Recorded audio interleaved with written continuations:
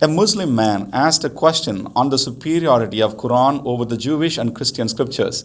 In response, the Christian apologist provided a logical answer that simply unravels Islam. Islam is the complete version of Christianity and Judaism, where like a Quran contains both in one book. Quran, chapter 5, verse 68, and in other places, it says, "O ye people of the book." Who are the people of the book? Christians and the Jews. "You have no ground to stand on unless you stand on the law and the Gospels." In other words, the Quran tells Christians and Jews to obey the Old Testament and the New Testament, the law and the Gospels. Now, if we go back to the Old Testament and the New Testament, it leaves no room for the Quran. So the Quran is saying, obey the Bible. But the Bible says, nope, no more revelation, it's done. If the Quran is saying obey the Bible, then the Quran is false. Or Islam is false, I should say, right?